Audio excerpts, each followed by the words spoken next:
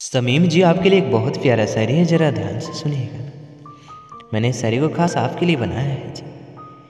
तेरी मोहब्बत में एक अजब सा नशा है, कि तेरी मोहब्बत में एक अजब सा नशा है, तभी तो सारी दुनिया तुझ पे फिदा है, सारी दुनिया तुझ पे फिदा है।